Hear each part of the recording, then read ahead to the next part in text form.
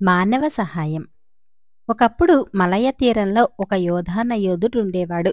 అతని సాహస చర్యలు, అద్భుత పరాక్రమము గురించి దేశదేశాల వాళ్ళు కథలు చెప్పుకునేవారు.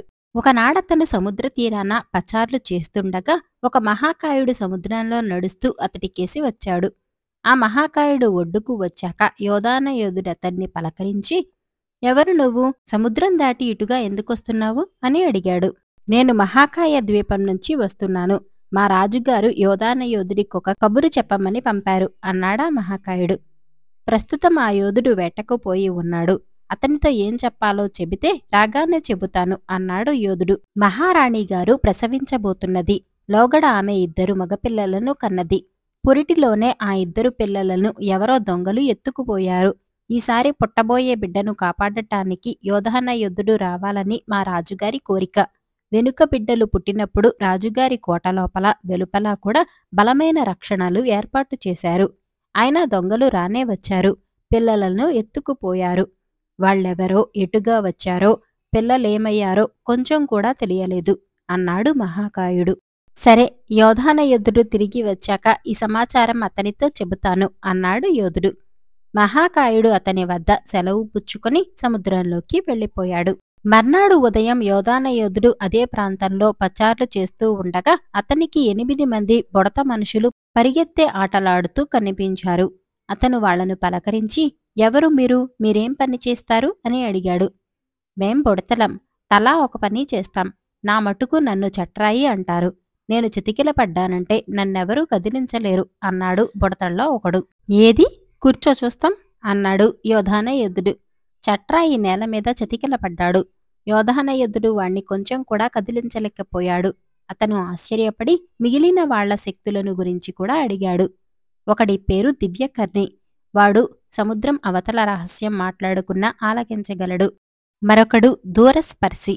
వాడు సముద్రం అవతల చీమ చిటుక్కుమంటే తెలుసుకోగలడు. 4గోవాడు మహాజ్ఞాని. వాడికి ప్రపంచంలో ఎక్కడ ఏది జరుగుతున్నది తెలుస్తుంది. 5వాడు లఘుహస్తి. వాడు కోడి పొదిగే గుడ్డును కోడికే తెలియకుండా కాజేయగలడు. 6వాడు ఆరోహకుడు. వాడు ఈగలు పాకలేని నున్నని గోడలు కూడా ఎగబాకగలడు. 7వాడు విల్లుకాలుడు.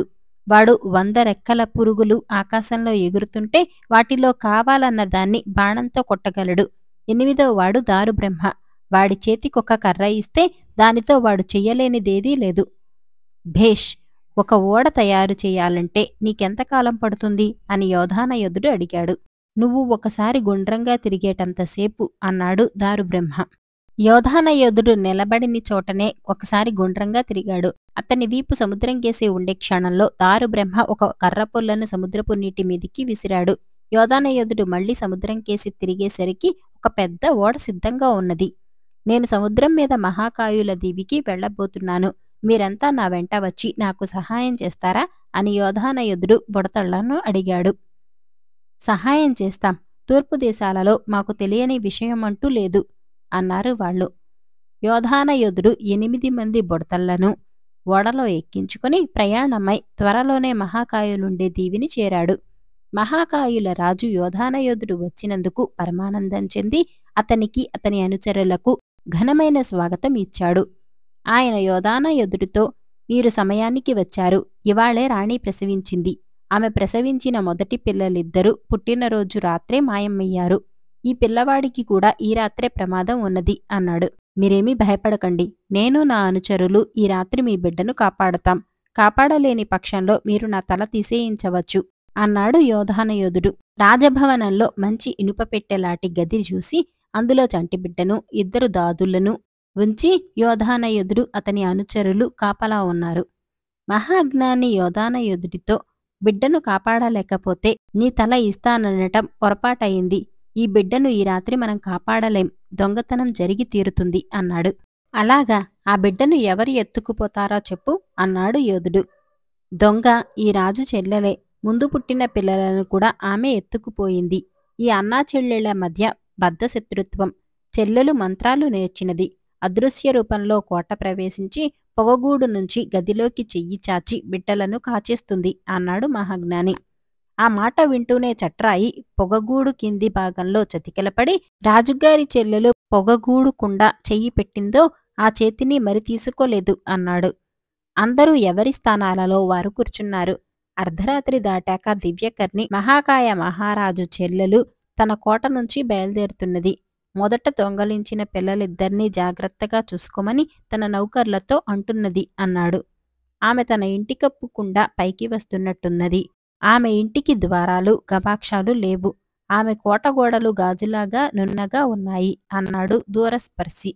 కొంచెం సేపయ్యాక దివ్యకర్ణి వచ్చేసింది, కాపలా వాళ్లకు కనపడకుండా కోటలోకి జరపడింది అన్నాడు. మరికొద్ది క్షణాల్లో పొగగూడుకుండా ఒక నల్లని చెయ్యి దిగి రాసాగింది. అది కంటపడగానే చట్రాయి చొప్పున ఆ చేతిని పట్టేసుకున్నాడు. చెయ్యి తీవ్రంగా పెనుగులాడింది. కాని ప్రయోజనం లేకపోయింది. చివరకు చెయ్యి ఊడి వచ్చేసింది. చట్రాయి ఆ చేతిని గదిలోకి లాగేశాడు. యోధుడు, మిగిలిన బుడతళ్ళు, దాదులు ఆత్రంగా ఆ చేతి చుట్టూ మూగి ఆశ్చర్యంగా చూడసాగారు. వాళ్ళందరూ ఆ సందడిలో ఉన్న సమయంలో రాక్షసి తన రెండో చేతిని గదిలోకి పెట్టి ఉయ్యాల తొట్టెలో ఉన్న పిల్లవాణ్ణి కాచేసి తీసుకుపోయింది. దాదులు తొట్టెకేసి తిరుగుతూనే అయ్యో బిడ్డ అన్నారు. మనం ఓడలో ఎక్కి పారిపోవటం మేలు. తెల్లవారగానే ఈ రాజు మన తలలు తీసేస్తాడు అన్నారు బుడతళ్ళు. ఎందుకు పారిపోవటం? ఆ రాక్షసి వెన్నెంట పోయి రాజుగారి 3 బిడ్డలను తీసుకొద్దాం అన్నాడు యోధానయోధుడు. అందరూ కోట బయటకు వచ్చి తమ ఓడలో రాక్షసి ఉండే తీరానికి చేరారు. ఆరోహకుడు లఘుహస్తిని తన భుజాల మీద ఎక్కించుకుని గబగబా కోటగోడ ఎక్కేసి లఘుహస్తిని కోటలో దించాడు. లఘుహస్తి లోపల నుంచి మహాకాయ మహారాజు కొడుకులను 3 ఆరోహడికి వరుసగా అందించాడు. అందరూ ఓడలో మహాకాయుల దీవికి తిరిగి వచ్చారు. వారింకా చేరకముందే రాక్షసి పిల్లలు మాయం కావటం తెలుసుకుని ఓడను వెంబడించి రాసాగింది. ఆమె ఎంత దూరంలోకి వచ్చినది దూరస్పర్శి ఎప్పటికప్పుడు చెబుతూనే ఉన్నాడు. చూపు మేరలోకి రాగానే విల్లుకాడు బాణం వదిలి ఆమె నుదుటే ఉన్న ఒక కంటిని కొట్టేశాడు. ఆ దెబ్బతో ఆ రాక్షసి చచ్చి సముద్రంలో పడిపోయింది. తెల్లవారగానే మహాకాయ మహారాజు పురిటి గదికి పరిగెత్తుకుంటూ వచ్చి తన 3 పిల్లలను చూసి ఆశ్చర్యంతో మూర్ఛపోయినంత పని చేశాడు. ఆయన 1 వారం రోజుల పాటు తన అతిథులకు బ్రహ్మాండమైన విందులు చేసి వారి ఓడ అంతా బహుమానాలతో నింపేసి యోధానయోధుణ్ణి బుడతళ్లను సాగనంపాడు. అంచెలంచెల సన్యాసం. వీరవరం గ్రామంలో ముత్యాలయ్యకు 2 కొడుకులు. పెద్దవాడు హరి సుమారు 20 ఏళ్లవాడు. రెండోవాడు గిరి 2 ఏళ్లు చిన్నవాడు. హరికి సరిగా చదువు రాలేదు. వ్యవహార జ్ఞానం లేదు. ఏ పని చేతకాదు. గిరి విద్యాభ్యాసం పూర్తి చేసి ఇంటికి తిరిగి వచ్చాడు. తన తమ్ముడు తనకన్నా తెలివైనవాడని, అనేక విద్యలలో ఆరితేరినవాడని అందరూ మెచ్చుకోవటమే కాక తనని చులకన చేసి మాట్లాడటం వినగానే హరికి విరక్తి కలిగింది. ఆ సమయంలో శ్రద్ధానందుడు వారి ఇంటికి భిక్షకు వచ్చాడు. శ్రద్ధానందుడు సన్యాసి. ఆయన ఊరి చివర ఉంటున్న కొండ మీద ఒక గుహలో ఉంటున్నాడు. ఊళ్ళో అందరూ ఆయనను గౌరవించేవారు. ప్రతి ఉదయం ఆయన భిక్ష కోసం ఊళ్ళోకి వచ్చి ప్రతి ఇంటి ముందు కొద్ది క్షణాలు మాత్రమే నిలబడి ఎవరేది ఇచ్చినా పుచ్చుకునేవాడు. ఇంట్లో ఏ పని లేనివాడు హరి ఒక్కడే కనుక శ్రద్ధానందుడికి రోజూ అతనే భిక్ష పెట్టేవాడు. ఈసారి అతను శ్రద్ధానందుడిలో ఆనందం గమనించి తమరు చాలా సంతోషంగా కనపడుతున్నారు, కారణం చెప్పగలరా అని అడిగాడు. శ్రద్ధానందుడు నవ్వి నేను సమస్తమూ సన్యసించిన వాణ్ణి, సన్యాసికి విచారం ఏముంటుంది అన్నాడు. హరికి బుర్రలో తళుక్కున ఒక ఆలోచన మెరిసింది. సన్యాసి కావటం పెద్ద కష్టం కాదు. అందుకు తెలివితేటలు అవసరం లేదు. తాను సన్యాసి అయితే ఊళ్ళో గౌరవం వస్తుంది. ఈ అభిప్రాయంతో హరి స్వామి నాక్కూడా సన్యాసిని కావాలి అని ఉంది, ఏం చెయ్యాలో సెలవిస్తారా అని శ్రద్ధానందుణ్ణి అడిగాడు. గట్టిగా 20 ఏళ్లు లేవు, నీకెందుకు నాయనా సన్యాసం? అంతగా కావాలంటే ఈ సాయంత్రమే నా గుహకురా, నేనే నీకు దీక్ష ఇస్తాను అన్నాడు శ్రద్ధానందుడు. ఆ సాయంకాలం హరి కొండమీద శ్రద్ధానందుడి గుహకు వెళ్లాడు. శ్రద్ధానందుడు అతన్ని చూసి వచ్చావా? సన్యాసం అంటే ఏమిటో తెలుసా? విసర్జించటం, తల్లిదండ్రుల్ని సిరిసంపదల్ని నాది అనే భావాన్ని వదిలిపెట్టాలి, ప్రపంచంతో ఏ బంధమూ ఉండకూడదు అన్నాడు. హరి ఆయన పాదాల మీద పడి స్వామీ నేను సామాన్యుణ్ణి, ఒక్కసారిగా అన్నిటినీ విడిచిపెట్టలేను. కాని నాకు జీవితం మీద విరక్తి కలిగింది. అందరిలాగా అందరితోటి బతకాలని లేదు. కాబట్టి మీకు శుశ్రూష చేస్తూ ఒక్కొక్కటే విడిచిపెడతాను అన్నాడు. శ్రద్ధానందుడు క్షణం ఆలోచించి అందుకు ఒక పద్ధతి ఉన్నది. అంచెలంచెలుగా సన్యసించే మార్గం నాకు తెలుసు. ఇప్పుడు దేన్ని సన్యసిస్తావో చెప్పు అన్నాడు. నాకు ఇంటి మీద ఏమాత్రమూ మోజులేదు. ఇంటిని సన్యసిస్తాను స్వామి అన్నాడు హరి. అయితే ఈ రోజు నుంచి నీవు గృహ సన్యాసివి. ఇక్కడే నాతో పాటు ఉండు అన్నాడు శ్రద్ధానందుడు. ఆయన చెప్పే వేదాంత విషయాలు విని హరి ఆ రాత్రికి అక్కడే నిద్రపోయాడు. హరి కనబడక ముత్యాలయ్య ఇంట్లో అందరూ కంగారుపడ్డారు. మర్నాడు శ్రద్ధానందుడు వారి ఇంటికి భిక్షకు వెళ్లి అందరూ విచారంగా ఉండటం చూసి కారణం తెలుసుకుని హరి క్షేమంగా తన గుహలో ఉన్నట్టు చెప్పాడు. జరిగిన సంగతి తెలుసుకుని ముత్యాలయ్య, వాడికి ఏ లోటు వచ్చిందని సన్యాసి అవుతున్నాడు అన్నాడు. ఎందువల్లనో మీ అబ్బాయికి జీవితం మీద విరక్తి కలిగింది. ఆ విరక్తి నిలిచేదో కాదో నాకు తెలియదు. ఇప్పుడు మీరు వచ్చి ఇంటికి రమ్మంటే రాడు. కాని మీరు తరచూ కనబడుతుంటే అతని మనస్సు మెత్తపడవచ్చు అని చెప్పి శ్రద్ధానందుడు వెళ్ళిపోయాడు. వెంటనే ముత్యాలయ్య సకుటుంబంగా హరిని చూడబోయాడు. హరి ప్రశాంతంగా వాళ్లను పలకరించాడు. తల్లి, తండ్రి, తమ్ముడు బతిమాలినా హరి ఇంటికి తిరిగి రావటానికి ఒప్పుకోలేదు. హరి కటిక నేల మీద పడుకోవటం సహించలేక ముత్యాలయ్య మెత్తని పరుపు కొండ గుహకు పంపించాడు. శ్రద్ధానందుడు తినే తిండి హరి తినలేడని అతని తల్లి నౌకరు ద్వారా మంచి మంచి వంటకాలు కొడుక్కు పంపించసాగింది. హరి పరుపు గలీబులు మార్చటానికి తరచుగా ఒక చాకలి వచ్చి వెళుతూ ఉండేవాడు. ఒకసారి వాడు, ఏం సన్యాసమో ఈ హరిబాబుది, రోజు ఈ ఊరి చివర కొండెక్కి రాలేక మధ్య నాకు చావొచ్చింది అని గొనుక్కోవటం హరి విన్నాడు. అతనికి పరుపు మీద విరక్తి పుట్టింది. అతను ఆ పరుపును చాకలి చేతికిచ్చి తిప్పి పంపేసి శ్రద్ధానందుడితో, స్వామి, నేను కూడా మీలాగే కటిక నేల మీద పడుకోదలిచాను అన్నాడు. అయితే నువ్వు తల్ప సన్యాసం చేస్తావన్నమాట అన్నాడు శ్రద్ధానందుడు. మరికొంతకాలం గడిచాక తనకు భోజనం తెచ్చేవాడు కూడా ఏడుస్తూ విధి లేక ఆ పని చేస్తున్నట్లు హరి గ్రహించాడు. అతను శ్రద్ధానందుడి వద్దకు వెళ్లి తాను రుచులను గురించి ఇంక పట్టింపు పెట్టుకోనని, శ్రద్ధానందుడు ఏది తింటే తాను అదే తింటానని చెప్పి భోజనం పంపనవసరం లేదని తండ్రికి కబురు పంపాడు. శ్రద్ధానందుడు హరిని అభినందిస్తూ, నాయనా, నీ మనసు క్రమంగా పరిపక్వం చెందుతుంది. నువ్విప్పుడు జిహ్వా సన్యాసివి కూడా అయ్యావు అన్నాడు. హరి చాలా సంతోషించాడు. కొడుకు విరక్తి నానాటికి తగ్గిపోగా హెచ్చటం చూసి ముత్యాలయ్య తన భార్యతో సహా వచ్చి హరిని ఇంటికి తీసుకుపోవడానికి విశ్వప్రయత్నం చేశాడు. కాని హరి మనసు మారలేదు. ఇదే ఆఖరు అవకాశం. ఇవాళ మాతో రాకపోతే నీకు మాకు ఎలాంటి సంబంధమూ ఉండదు. నా ఆస్తిలో నీకు చిల్లి గవ్వ కూడా రాదు. శాశ్వతంగా సన్యాసిలా ఇక్కడే పడి ఉండు అన్నాడు ముత్యాలయ్య హరితో. హరి తల్లి కూడా అలాంటి కొడుకును కన్నందుకు తనను తాను తిట్టుకున్నది. విచారించకమ్మా, ఈనాటి నుంచి నాకు కూడా తల్లి తండ్రి లేరు.